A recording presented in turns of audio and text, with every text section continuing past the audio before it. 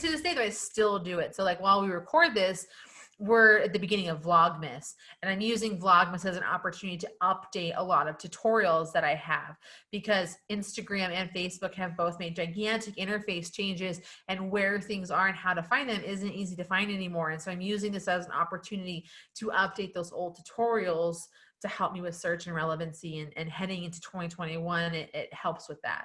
Gotcha. So you can almost kind of redo some of the old videos that you did in the past, the same kind of concepts, same kind of search queries, keywords that people are looking up, but then update the content with a new video because there's obviously new interface updates to those platforms. 100%. And I do it shamelessly. Like there's no reason not to. Like one of my top performing videos on my YouTube channel right now is how to use Facebook Marketplace. Well, when I made that video, I think I was actually living in South Korea, and it's like 3 years old. And I'm like, well, let's try to update this with the new interface and see how it goes. And even just a couple days in, it's taking off pretty well. So like I know that these are the right kinds of things to make, because YouTube already has me positioned as a leader on these topics. So by adding in a new one, I'm just making YouTube happier by making more of them. So what will happen when you do that to the old video? Will your new video start to bump up in the search ranking results for that query, and then the other video will start to fade as a result, or do you still find yourself kind of cannibalizing the results for both? In a perfect world, the first thing that you said is what happens. Like the new one becomes more important and the old one isn't dished out as much. However, because YouTube doesn't see one as like an update of it, it just sees another one of it, it doesn't stop suggesting the other one. So what I tend to do when I update my videos is about 30 seconds into my video, I will put a card onto that Facebook video that's like updated video, so that they can see the new one, and I'll put it at the top of the description. Click here for the updated version of this video, so that it's easier for people to get the information that they need that's more relevant. And it works for me too, because if you think about it algorithmically, when they go to the old video and they tell them there's the new one, they'll be watching two of your videos. And so it really helps, like, well, YouTube tell them like, oh, well, they like them, they watch more than one of their videos, like they interacted by clicking, they watch the ads, so I get like that attention. It's a whole like beneficial thing.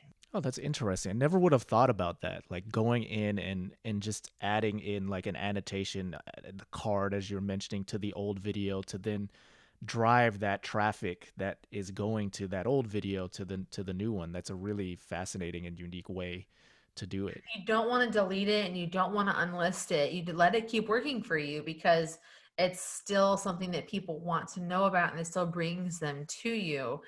And so it's just really helpful. It really is. Is there ever a time where deleting a video makes sense, or is that something that you think no, just leave it up? It's still getting traction. It's No, still getting deleting a traction. video makes total sense. You want to delete a video when you have not had any views to that video in 90 days. And the reason that is because you're getting penalized as a creator on YouTube if YouTube suggests that video to somebody and they don't click on it. And so that hurts your potential viewership and attention. So it's okay to go through old videos and unlist them, and then also, or delete them.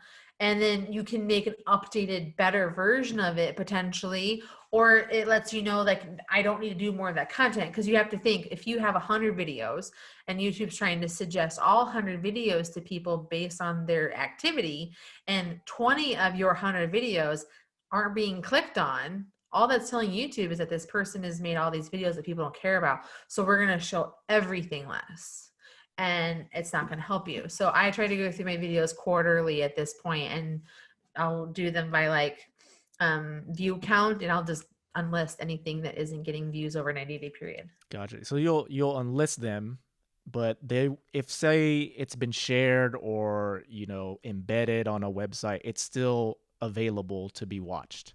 Yes, and that is why I don't delete them. Gotcha.